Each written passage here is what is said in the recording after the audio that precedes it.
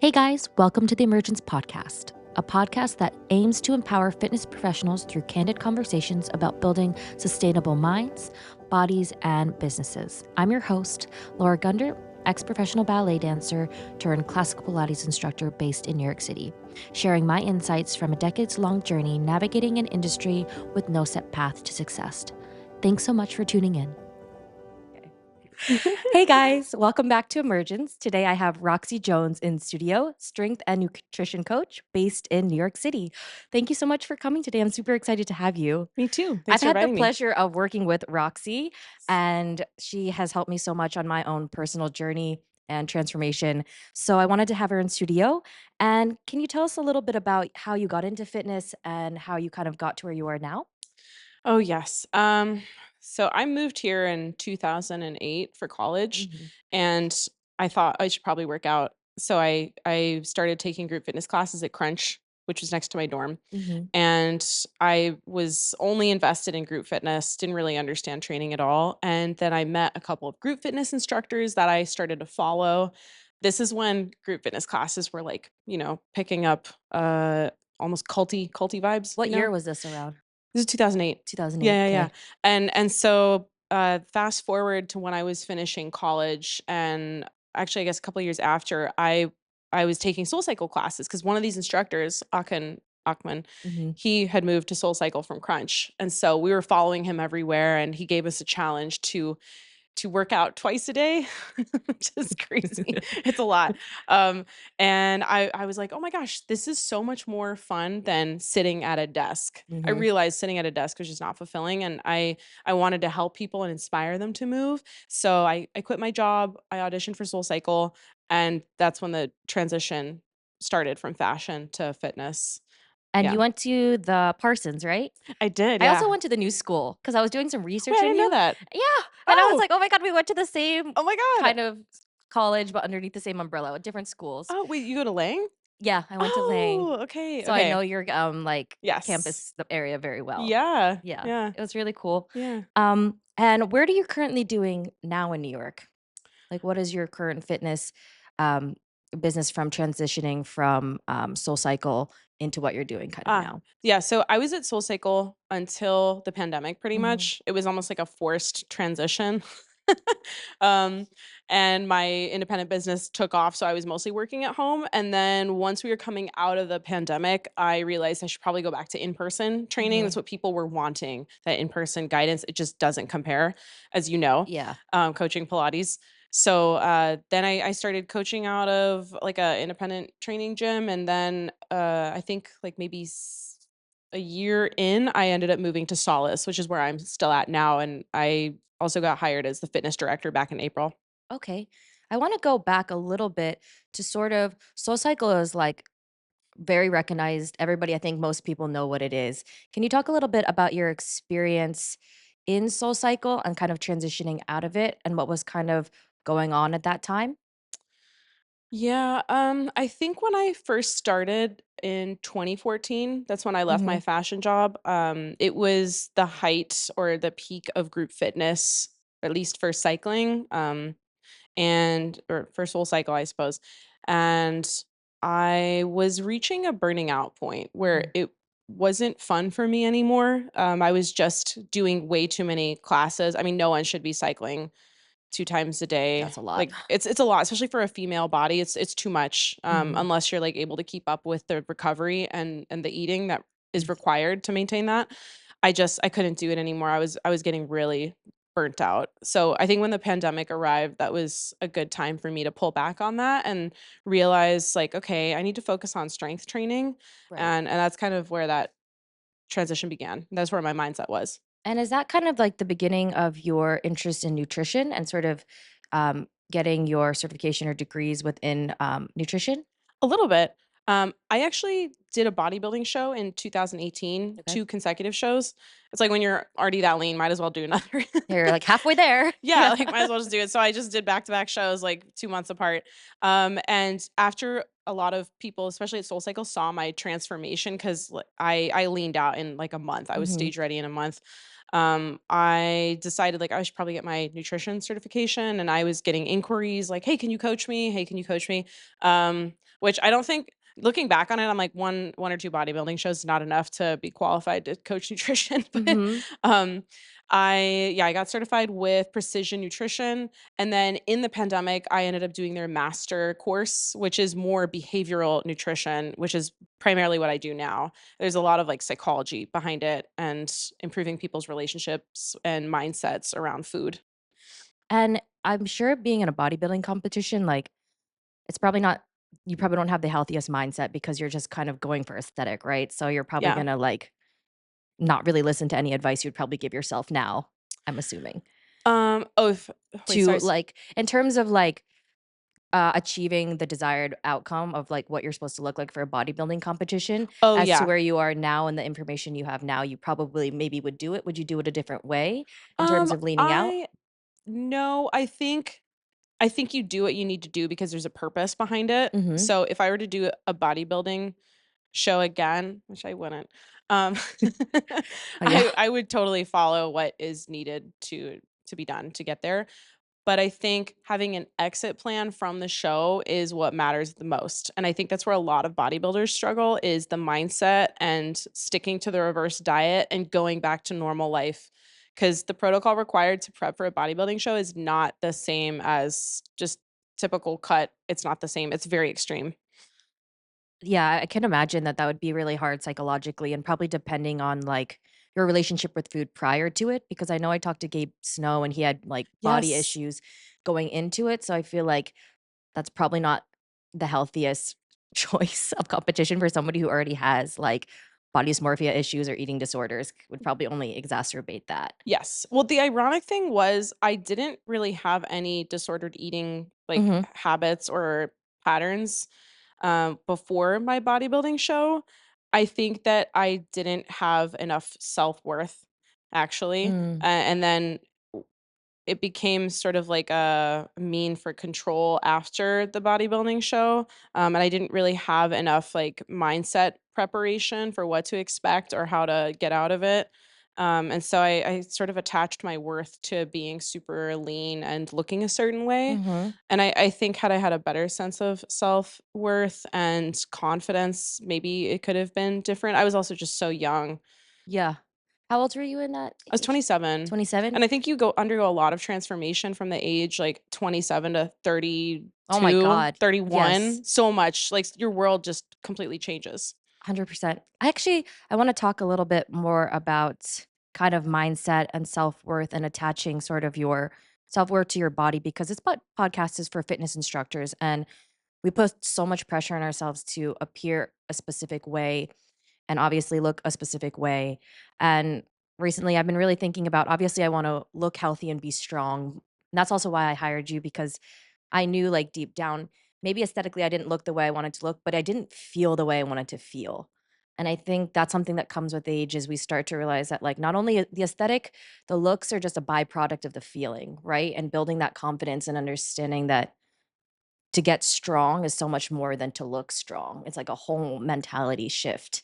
And sort of what are some of the tools and things you have learned in your past couple of years as in the fitness industry that's kind of helped you kind of tie sort of self-worth also to feeling strong and feeling aesthetically happy?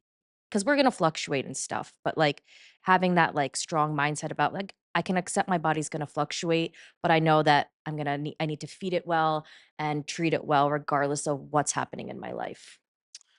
So you're asking what tools I. Yeah, like what specifically have you learned over the past couple of years that have kind of helped you ground yourself in that self-worth regardless of external factors? Yeah, I think it's a couple things. You kinda touched on it already. One really helpful mindset reframing or shift is to understand that your body is going to evolve. I always like to teach my clients that, like, be open to change happening, Mhm. and maybe you don't like it for a moment, but it could get better than what you expect, which honestly, I feel like that's what I've gone through. Like, I've been happy with my body at some points, and then fast forward like 3, 4 months, I'm like, "Oh my gosh, this is even better than where I was. Like I didn't expect Mhm. this. So that element of evolution is helpful. And then something else to just even like remove the focus of aesthetics and focus on performance is huge. I think a lot of people struggle with that because they're not far in enough to their strength journey. Mhm. So it's hard for them to understand like, okay, I can measure my progress in other ways or I can focus on a certain lift. Like I have been chasing my deadlift progress for a couple of years now with the help of my coach Michael Otori, whom you Yeah. interviewed already. And also my pull-ups. Like I couldn't do pull-ups before I started working with him. And it's just been so much fun. Like I get so excited to go to the gym on Mondays because I get to deadlift and do pull-ups or chin-ups. And I think if people could focus on performance and less about aesthetics, they could have a more exciting journey. Yeah, and enjoy the process of getting stronger. It's about the process. Especially as a coach too, and yeah, you said you have your own coach, Michael, and I think it is super important to have coaches and to reach out to different coaches because we need that accountability, and sometimes it's very hard to give that to ourselves after It is. teaching people all day, every day. But I have seen so much of your progress because you have an amazing Instagram, and I kind of want to talk Thanks. about Yeah. your strategy and how you kind of structure that and kind of differentiate yourself because your Instagram to me is like has a lot of personality, but it's also really educational. It's not like you're just posting like trendy moves or stuff. There's a lot of thought behind your content. And sort of what is the process for that? And how did you kind of go about curating your Instagram account to sort of attract the kind of audience you want? It depends on where I source my inspiration from, but I think my social media, both TikTok and Instagram, are my I guess outlets for creativity because I went to fashion school. I am naturally a Yeah. creative. I like thinking of things and I'm a self-starter, so I like to create projects for myself. Hmm. And I've grown to really love video editing. And like I'm doing the Instagram for solace as well, and TikTok. So it's a lot of fun for me. And I think when I have fun creating things, I get a lot of ideas. And twofold, I also get inspired about or I get inspired from questions people ask me or things people are having a difficult time with, and I want to help them and educate them more on the topic Yeah. because there's just a lot of misinformation out there or difficult to understand concepts if people haven't really experienced it yet. And like I have, so I want to share my knowledge. And then I know that people will pay attention more if it's entertaining or if it has like a shock value to it. So like that's why I used to wear like an orange wig and I had a character named Fitness Spice. I I haven't love pulled her it. out in a while. But She I needs to probably make an should. appearance I know before she needs to make it I 2026. know she needs to make an appearance. And yeah, I guess that's where I source my inspiration from. I always like to insert some humor because I feel like it grabs people's attention, and then I'm actually like, wait, we're gonna learn something here. So yeah. That's super cool. And I really wanted to talk about, I've been really kind of reading a couple of books and kind of thinking more about like bigger concepts and broader things within fitness that are also applicable to many things. And I've been really kind of into like flow state and sort of flow state is basically like a mental condition of feeling energized, focused. It's just truly being really present in what you're doing and really feeling fulfilled in that moment and not sort of taking the past or the present with you. So like for past things, it could be like feeling like anxiety because you've had the other past experiences and you might have like a narrative about yourself that might be affecting the present or worried about present outcomes like maybe I'm not good enough, maybe people aren't going to like this. But when you're fully in that flow state, you're not thinking about anything but that moment and you're actually able to feel a sense of joy and freedom and actually really connect to whatever you're doing. And I kind of wanted to bring that into not only the creativity in terms of social media, but how we kind of take that into working with our clients and kind of helping them get into flow state. Because I feel like there's so much distraction these days and so much kind of noise out there. And it's hard sometimes for people, I think, to differentiate what's actually important from what's just like distraction. So I guess I can start with sort of asking in terms of social media, it sounds like you kind of do get into a flow state and like a creative state when creating your content. If I'm not tired, yes. Yeah, and I see that, and I love that, and what goes kind of, like, behind do you have a for, like, more tangible things that sort of other instructors can think about if they want to build their social media? Do you have like a content creating schedule, or are you pretty much kind of the kind of person who's just like, I feel creative now, I'm going to do it now?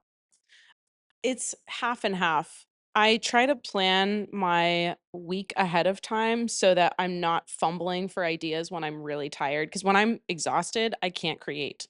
Uh I've huh. noticed that about myself. I have no ideas when I'm tired. So I'll try to kind of loosely plan ahead of time. And then if I'm scrolling on TikTok, like I get a lot of inspiration from TikTok, like as far as audios go, like trending audios. And if I'm scrolling and I find something and I want to do it right away, I do it in the moment. I'm like, okay, let's film this, and then I'll post it. And then um I guess, does that answer the question? I think that answers it. Yeah, Yeah. but also just like in terms of like strategy behind social media, do you have a specific strategy in terms of creating content and getting like, Oh yeah. yeah. I think in terms of my strategy for my own social media, maybe it's helpful for other instructors to have buckets of what you want to talk about. So there's Mm, some consistency to it. Because if you scroll through my Instagram, I try to make it kind of like a magazine. Like, okay, what's the next post? I want to keep watching. I have buckets that can all relate to each other and they all tie in together. And some of those buckets for me are obviously nutrition. That's a big mhm. bucket, and then strength training, and then what I do outside of those two things, like as a person, so that you can see that I do what I say that I do, and I encourage other people to do it, because a big coaching philosophy of mine is balance. So I think that all ties everything together. No, I think you can see that in your content, which is probably why people connect to you because they see that you are somebody who values community outside of fitness. Like you have a like you said I was doing research, but you like to go to like techno shows and go dancing and like live your life, you know? It's not Yeah. just like I'm just eating broccoli and chicken all day and Yes. lifting Yes. and Well, going to that's the bed. other thing. Like yeah, I want people to know, like, you can have fun. You can do it all. And it doesn't have to be extremes, because I used to do that. I used to Mhm. live in extremes. Like okay, you can only eat this way, you can only train this way, and this is how you're going to get it. This is how you're going to see change. I think people can have access to all of it. It's a spectrum of where you want to sit. And I think sitting in the middle is really mentally healthy. And I think to get there, sometimes I've realized one of my favorite quotes, so cheesy, for Michelle Obama's like, "You can have it all, you just can't have it all at once." And I Yes. think I'm Yeah. really learning that now. It's just like, what are your priorities? Like before this podcast was starting, we were talking about feeling kind of like burnt out from socialization, right? And like, I love socializing, and summer is such a social time, and especially in fitness, it can be a little slower for us. So I think I've been taking advantage, It's the as you desert. seems you have, It's the desert, yeah. of, like, living our lives, but come, like, probably post-September, like, we're gonna probably I know for me at least, I'm gonna have to lock in, and I'm, like, gonna deprioritize some socialization to prioritize myself in terms of I'm gonna need a little more sleep because I know that I'm not gonna be able to be going 100% in all these areas, for me at least. Yeah, I actually booked a vacation Good! Amazing, you deserve a vacation. There in you go. September. There you go, but, Yeah, like, that's yeah. just, like, you're prioritizing different things, Yes, right? totally, In yeah. different points of your life, and Yeah. clearly, like, at the beginning of your career, it's like you were hustling, like, I know that for a fact, Yes. like, when you were at SoulCycle, you were teaching a million classes a week, like, practically, like, dying, but that's just part of it. I mean, just on the SoulCycle stuff, I think we've learned so much about fitness in the last Right. 10 years. We've gained a lot of knowledge. I think other coaches would say the same thing. 100%. I think people are like, "It's not worth it." Just say Oh, to just work no. out that many times Yeah, a day? No, no. no one needs to do that. It's Yeah. not like you don't have anything to prove to anybody, it's okay. Go for a walk instead. Yeah, or just, like, take a nap. I don't Take a know, nap, take a get nap, more have a rest, snack. have a Um snack, eat another meal. Exactly.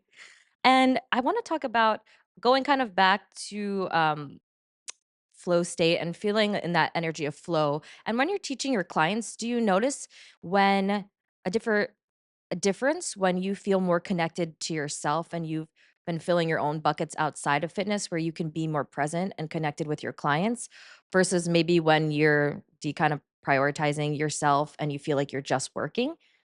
Some people, I know I can feel it, but I'm just curious if you feel those things. I can feel it when I'm tired and Mhm. I'm just like squeezing toothpaste out of the tube. Yeah, I can feel that. I feel more connected to my clients when we're having conversations. I'm rested. I feel positive. Yeah, I think that helps.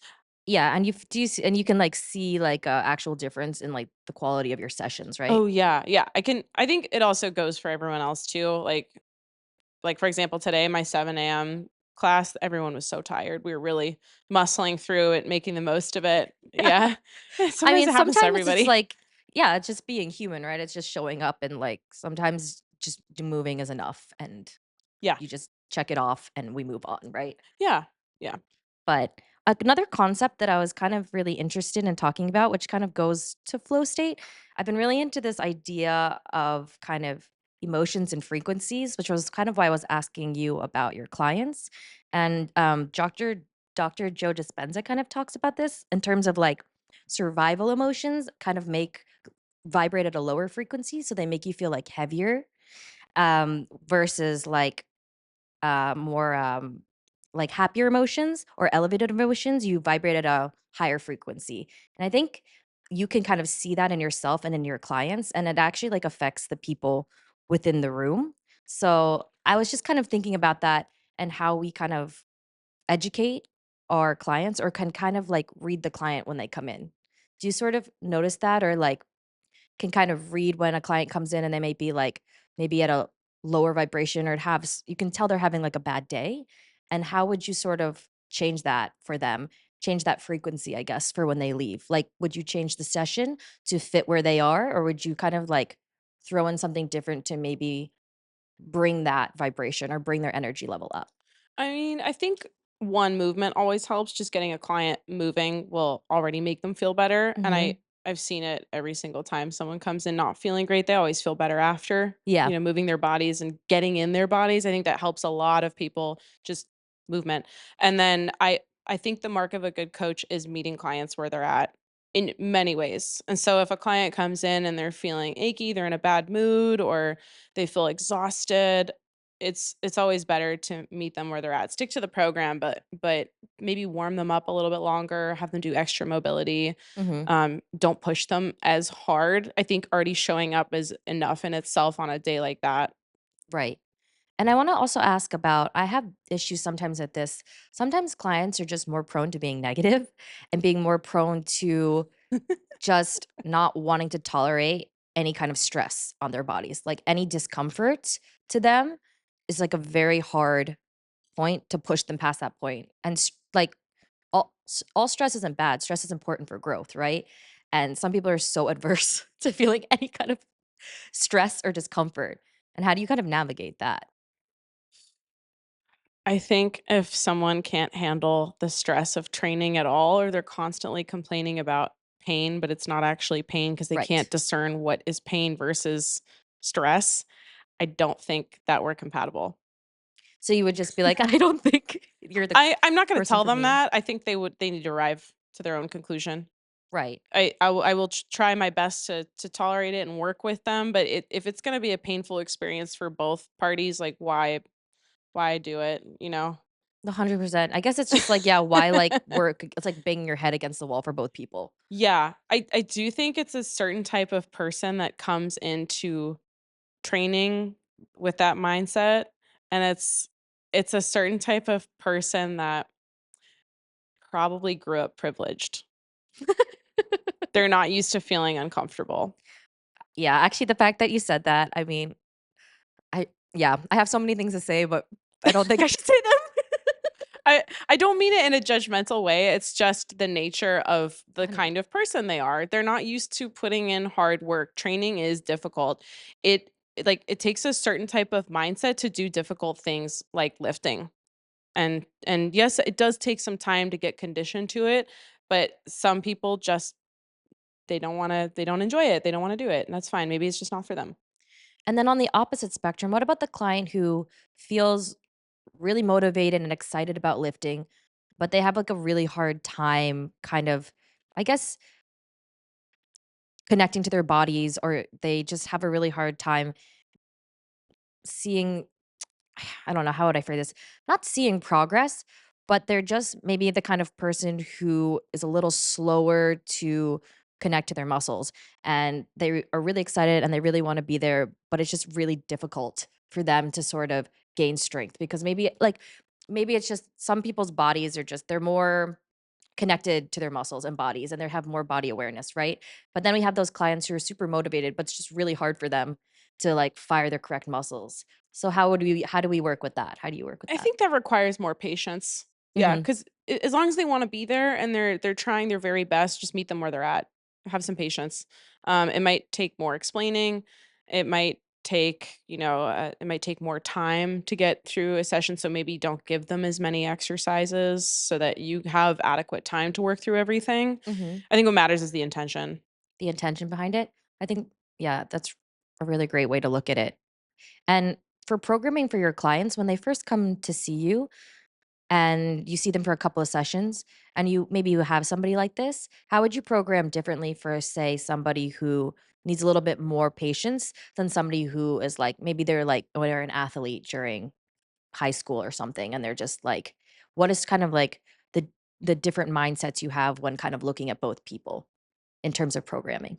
Oh, I think well, if are we using those examples? High school athlete or something? Yeah, okay, we guess Okay, for high school easier. athlete, I mean, I would focus on, power drills, jumping, maybe you could fit in more exercises because you'll get through the program a lot Mhm, faster. I think in terms of movement patterns, I would probably program something similar, um, maybe not, like, complicated ways of programming something, so mhm. it doesn't take too much time to explain Just to. more simple, like less is Yes, more. keeping it simple, I think for someone that, like, moves a little bit slower or has a hard time understanding something. Okay. I also think for someone that's slower in just getting the hang of things, you need to count for them. You need to keep track of rest time Okay. and make sure that they stay focused. I think that's really important. I've never thought about that because I guess, yeah, within that rest is kind of that time is kind of more important, right? Because they'll create and generate more power and get more strength. Like time under tension or whatever things like that, right? Yeah. It's like more important than somebody who's a little more seasoned. Maybe they take a little less or more time. Yeah, I think that too, but I also think someone that takes a little bit longer to understand things, I think they can get sidetracked or distracted easily too. It's good to keep them on task. Like, okay, well, it's time to go now. We got to do the next set. Okay, yeah, or just somebody who like loves to chat a lot, and you're Yeah, just like, okay, yeah, well, keep going. Yeah. yeah. And I find that if the people that do train hard, those clients that are able to put in hard work, they don't tend to talk as much because they're You're just super super focused. focused. Yeah. Right. That makes sense. In terms of like your own training, how do you kind of fit it in to your schedule right now? How many days a week are you training? Oh my gosh, I do the bare minimum. I don't think I need to train more than I already do. And I think that's a lot. I have 3 days a week of lifting, Monday, Wednesday, Friday. And they're usually on the days where I have a bigger gap. Mhm. So Mondays and Wednesdays, I have a bigger gap in the mornings because I coach in the evenings. So that's where I fit it in. And then I also pole dance twice a week. So that's already conditioning in itself too. Yeah, 100%.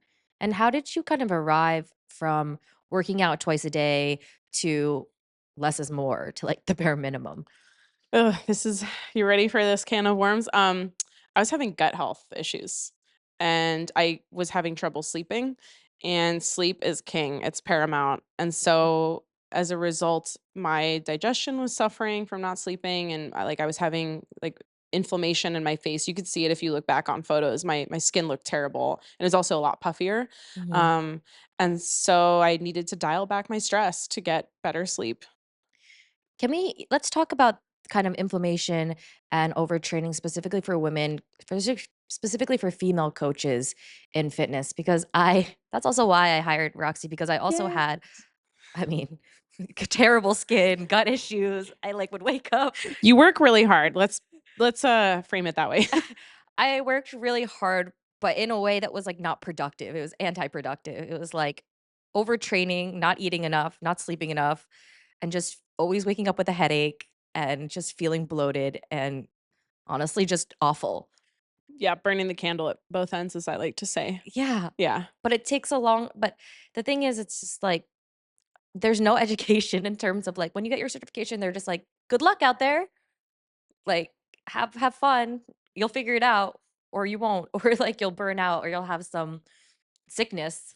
your body will tell you because the body's really smart. Yes. Yeah. So when thinking about up and coming female coaches or just women who are doing a lot and feel like they need to be working out every day or they have that guilt like, "Oh my gosh, I didn't work out today."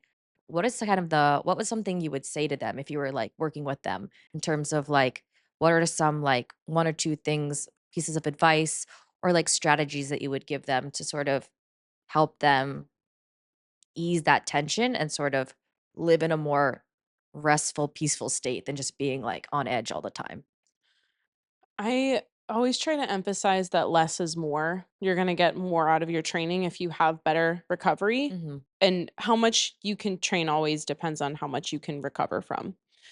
So if yeah, if you're not on edge and you can train 5 days a week or 4 days a week, great. Yay for you. But if you're we call it biodata feedback, mhm. your feedback from your body, if it's, negative biodata feedback, then it's good to recognize that and pull back. Less is more in that case.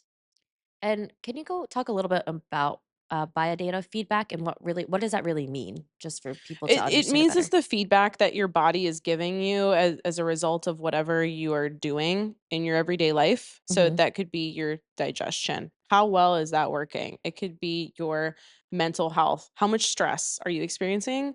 It could be your skin. I think a lot of internal health problems show up in people's skin, like 100%. eczema, psoriasis, acne.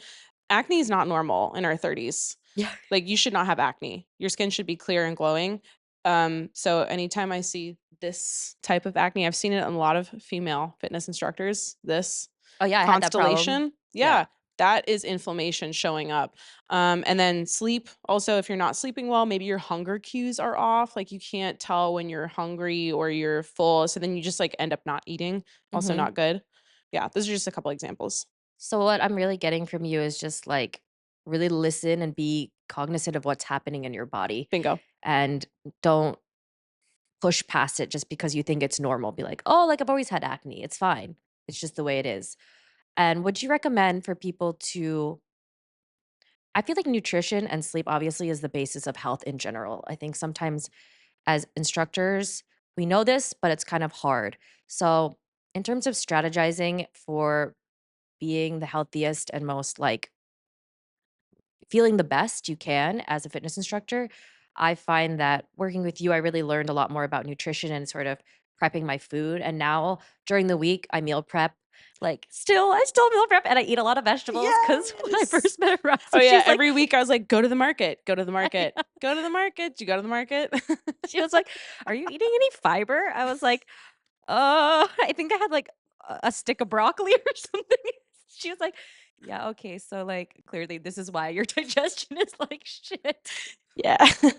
But I think that's something like, it's so simple, but I think that so many instructors don't meal prep, or they're just like, a bar will do. Like, they run out of their house, they grab a protein bar, giant coffee, and they're, like, off to the races. It's like, boom, like, "Let's go through the day," and you're like, you Yeah, know? like, if you're not preparing ahead of time, my favorite phrase is when to prepare and prepare by wait, no, prepare when oh my god, I can't think. My favorite phrase is prepare hold on, give me 1 second. Well, it's I'm okay. a little tired. I'm tired too. We've been over socializing this summer, Yes. so we're burning the Okay. candle. Favorite phrase, "Prepare to win, win by preparing." Okay. There we go. Ding, ding, ding, Ding, ding, ding. ding. Yes, I think if you're able to prepare ahead of time, you're setting yourself up for success. Like, I've gotten in the habit, I think the last month or 2, cooking on the weekends. So Sunday or Saturday, I reserve time to go upstairs to my roof and grill. So Mhm. I'll make like 3 types of protein to last me, 2 times a day, 7 days a week until I can cook again, and then 3 types of vegetables. That's so nice, though. Yeah, And I it's mean, if you nice. go to Roxy's Instagram, you should check her out. The food she makes is like your food is like restaurant, like Michelin star. Like Thanks. her food is like intense. If you saw my food, it's just like some broccoli and rice and like some salmon. Yours I is like just Michelin star. well, thanks. I don't know, I just wanna, like, look forward to something when I go No, home. 100%. Yeah, Like sometimes I'm just too lazy for that. that too. Yeah, I mean, I also think going to the market is so inspiring. Like, I'm Mhm. so into it right now, especially because it's August, like, everything's in Right. season, like fruits, veggies. So I've been looking through a lot of cookbooks, like, what can I make this week? And so I'll pick out a salad and go pick out produce that excites me. Right. That's so like food is so so important, so good. I love I food. have just a couple more questions in terms of kind of your business and fully working for yourself. And I know you have this kind of amazing coaching business online. And kind of how did you figure that out and set it up? Because the way you do it, I think, is very smart. I don't know if are you still doing it the same way in terms of like you sell kind of like. Why don't you tell me more about it? Yeah, What sure. about it? So initially I was just doing email. Hmm. I know some coaches do that, but I had one client who just really could not do the email check-in. She wanted a video call, and so I started doing it during the pandemic for her. And I realized how much of a difference it made talking to someone and seeing their face and hearing them out, what they're going through, what they need help with. And so I transitioned from email to doing video calls. And a lot of my programming was done in Excel spreadsheet, which like totally works for some coaches, but for beginner clients, they need videos. And so I ended up signing up for like using an app that would help me with programming, and I could also keep communications in there. And so Hmm. it just became more cohesive having it in one place. All my programs live there, all of my clients' documents, my notes that I take when I have calls with them, and sharing my notes with them so they don't have to worry about taking notes. And so I'll meet with my clients for 30 minutes once a week. And we go through a 6-week training program plus a deload if they train heavy enough. Right. And I think that's about it. And then we work in either 3-month or 6-month time frames. And so if they wrap up 6 months and they want to continue, they always have a place in my roster. Like, just keep going. And in terms of like revenue and just business, do you feel like is that like one major is that the major source of your income? No, actually, in person training. In-person training. Yeah, I think virtual coaching requires much more work. Okay. Yeah, to just sit down and meet with someone and talk about their homework and giving them new homework, because I believe, and a lot of my coaching philosophy lies in behavioral coaching around food, so that takes a lot more effort because I'm meeting a client wherever they're at, so not all clients are taught the same thing. It's really whatever whatever they need help with at the moment. I think in person, you write the program, you show up, and that's it. If someone needs extra programming outside of in person, that's also a lot of work. Right.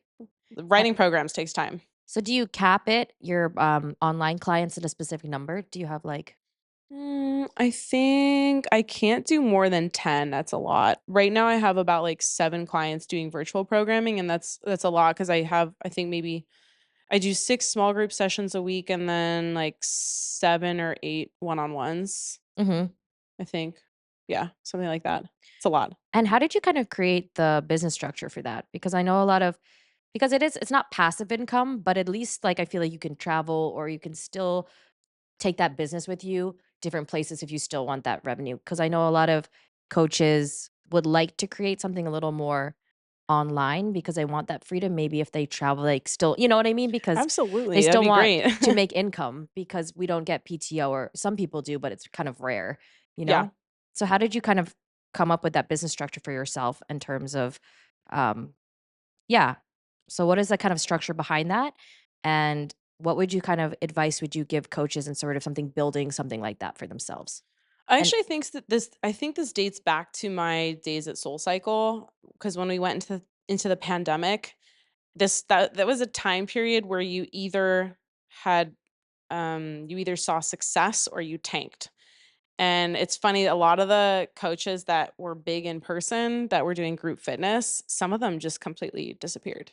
Like, we didn't hear from them again. oh, And then other coaches were really successful. Like, they started apps, and then they went back to in-person coaching, and they were just rolling with whatever came their way because the fitness landscape changed so much during COVID. mhm, And so I think what I learned or took away from that was it's good to have your earnings in different buckets because you don't know what could change. And so that's what my business is built off of. There's different offerings and you also have a greater audience reach if you have different types of availability. I can meet you in person if you live in New York. I can coach you if you live in Canada. Maybe if you come visit New York, we can do a session in person. So there's a lot of flexibility to my offerings based on just having a wider reach. Yeah, diversification of your client base and client offerings Exactly. seems to be like I would agree. I think the pandemic was such a great time for people who were more entrepreneurial and kind of like able to be more yeah, to shift a little bit more and go with the flow and kind of take opportunities as they came. I think Yes. you kind of you like hit the head on the nail there. It's really important to be open to different ways of creating income and not being so stuck on just like maybe in person.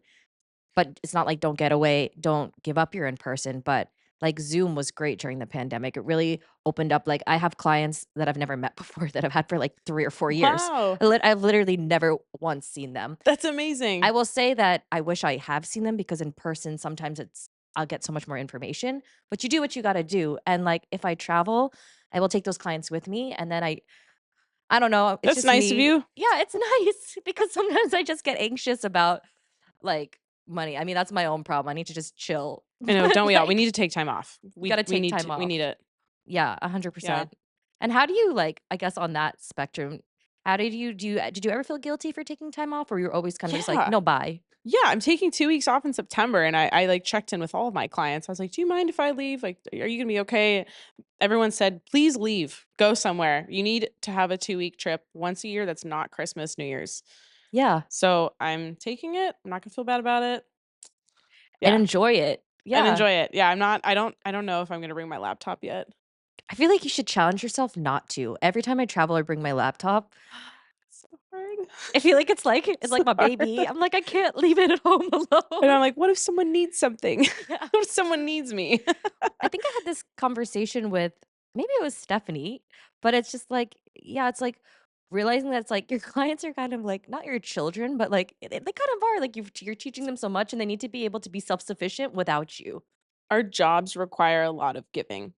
Yes. And yes, to what you just said, I think a mark of a good coach is teaching someone to be independent. Mhm. That's why when you told me you were done doing nutrition, I was like, "Yay, I'm happy about that." I had a coach or not a coach, I had a client that I stopped working with maybe 2, 3 months ago. This never happens, by the way. He's a rare specimen.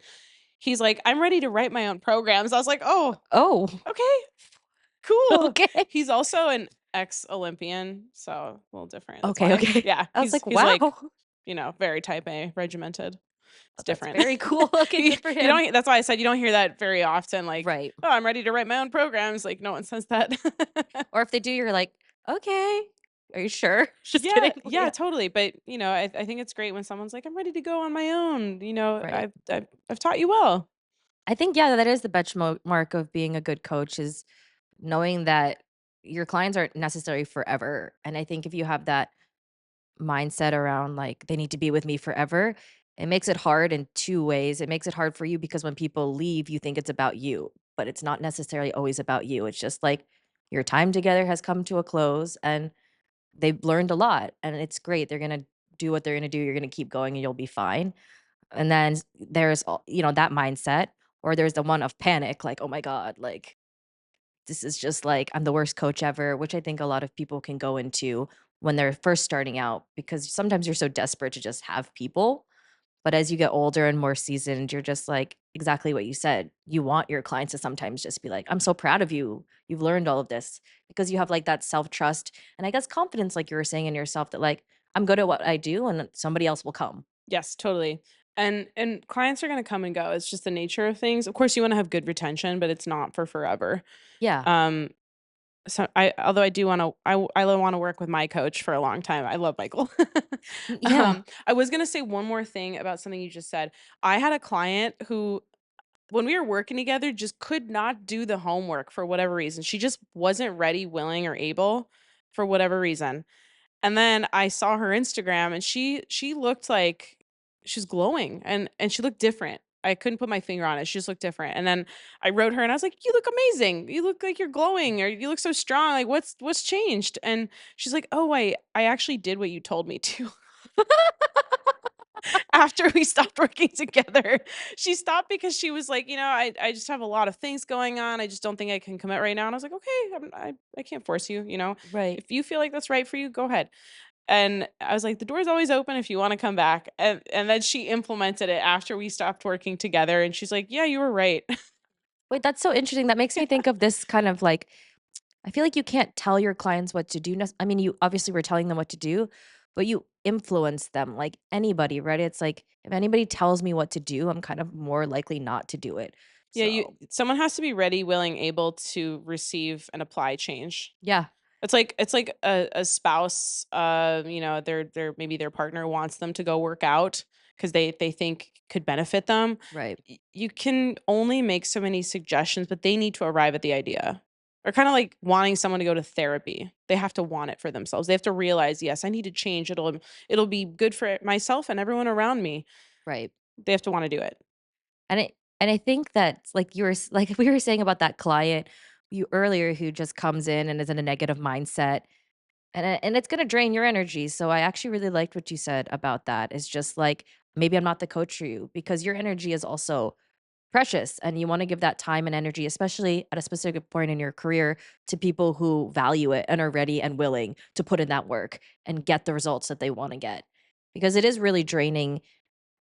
I feel like yeah, I'll be, like, 30 in January, and I'm like, I don't think, like, Ah, my energy is, I'm not as energetic, and I can't push as hard as I could, like, oh my 5 years God. ago. No, it's not the same. I agree. It's totally different. I know that people in their 40s they're probably gonna listen to this and think like, "Oh, just you wait." Yeah, I know.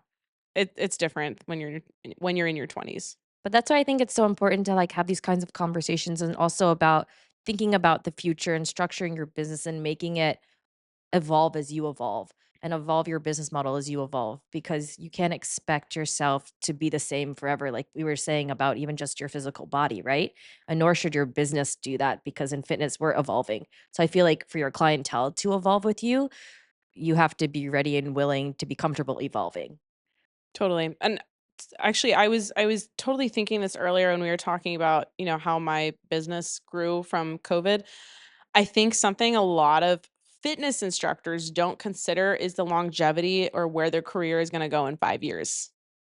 A lot of people that join a group fitness studio, they don't think like, "Okay, can I do this in 5 years?" Like, I sure as hell did not think about that when I was like, "I'm gonna quit my job and become a fitness instructor." I wasn't thinking longevity, I was thinking like, "In the moment, this is really fun, I love doing this." And I think that's why it's good to have multiple baskets for your business, like, where can I take this? Is this sustainable for me in 10 years? Do I wanna be doing this? So, right now, I'm thinking about my 5-year plan from 35 to 40.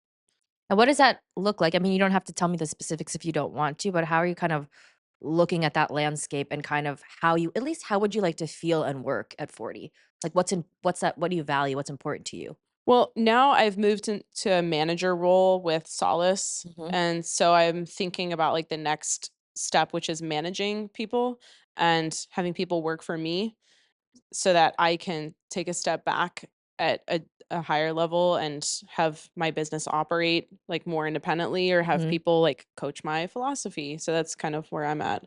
That's cool. So it's kind of like, are you interested in sort of maybe having your own studio and having like mentees and then hiring coaches and Yeah. then Yeah, that'd be that's really nice. fun. That's Yeah, exciting. that'd be nice. Yeah, that's a No, dream. it's It's a totally dream right now. doable. Yeah, yeah, It's totally especially in doable. New York, anything is possible, but that's definitely a dream of mine. Yeah. Yeah. No, that's super smart. And I love that you said that it is really, really important that coaches think 5 years ahead. I think that when you're super because we start this career so young and like when you're in your early 20s, like who's thinking about like you know, what is this gonna be like when I'm 30? Because you feel invincible. But then, you know what I mean? And then Yeah. you start to slow down and you realize the hustle and the grind that it takes, specifically at the beginning. And I like to be transparent about this because I think sometimes it looks like all these very at least the most successful fitness instructors, you're like, wow, like they've done it. But I don't think people really understand what went into getting there. Whether that be like you open your own studio or you have your own fitness app, or you're like really big on Instagram, or you partner with like you lurk with Aloe, for instance, like things like that. Like I don't think fitness instructors understand what went behind that in terms of like the amount of education those instructors probably put themselves through, the hustling, the like hours and hours of running around like a crazy person. And that honestly, I'm trying to like decipher like can you get there without it? But honestly, I think at the beginning, I will stress that I think you have to really put in those hours. It's a rite of passage. Yeah. Someone told me they were thinking about becoming a trainer, and I said, "Think really hard about it.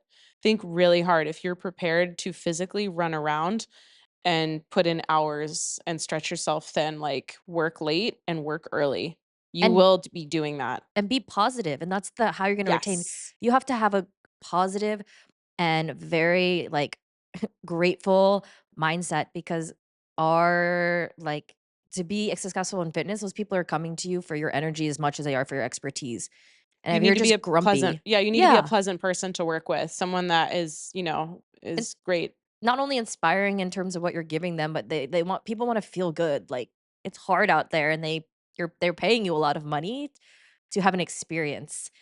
And I think sometimes that's left because I noticed that sometimes in certain fitness instructors or classes I see when you just can tell the teacher's really, and it's not their fault. I'm not blaming them, but they're tired and their energy's a Tired. little lower. But if it's like a consistent thing, that is going to show up in their business or like maybe their class attendance. And I think that is something we have to be like honest about. Mhm. But yeah, I don't know. But in terms of, I guess the last kind of moving into towards the future and like thinking about where you are now versus kind of where you were, is there anything that you would like have changed? Or do you feel like really happy with sort of the evolution of like Roxy so far? I think I'm happy with where I'm at and where I've come from because I've learned so much from each experience.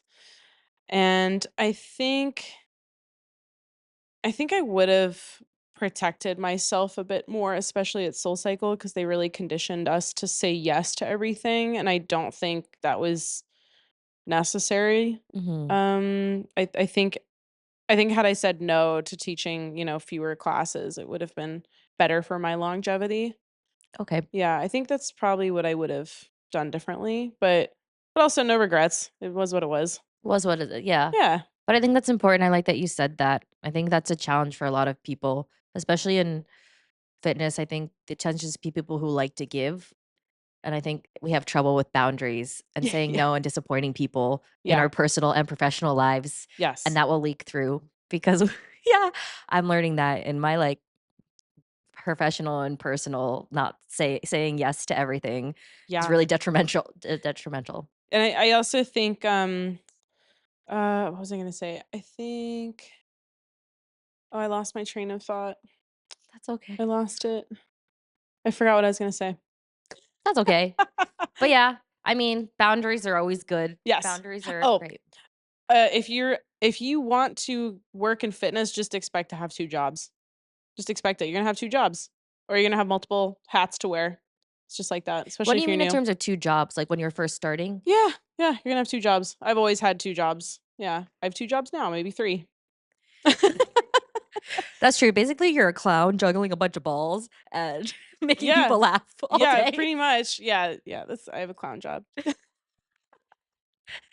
think we're tired. No, no, 100%. Like, you have to be very willing to do a lot of things and do it with a smile. And you can be sad, obviously, but yeah, you gotta come willing and ready. And I think nice. Honestly, you have to show up with kindness and respect for people behind you, below you, and with you, because I think sometimes people seem like you were saying earlier, sometimes a bit entitled. But I think you'll get much further in this industry by creating connections with other instructors and leaving places in a good place, like not burning any bridges because this industry is very, very small. It's super small. Like, yeah, Roxy and I probably know so many of the same people in the same circle, and yeah, it's really important to be kind and nice and fun to work with because you never know the opportunities that are going to come from that. Yeah, you don't know who could suggest your name. That's why, like, if you have higher ups that you're working with, treat them with respect. You just don't know who will come knocking and, hey, they need a recommendation, you know? Or they ask you about somebody you know, and they're like, "Oh, wait, I know Roxy. She would be amazing for this." And then something comes of it. So Yes. it's really important to just, yeah, be open minded and have fun and be nice. Yeah.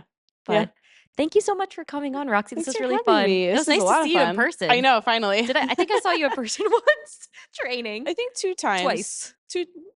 3 times. We ran into each 3 other. times, the 3rd time's the charm. And then when we passed each other, I asked you if you're going to the market. Oh, yeah, and I said, "No." Yeah. But thanks so much Yeah. for coming on. Thanks. Yeah, thanks for having me. Bye.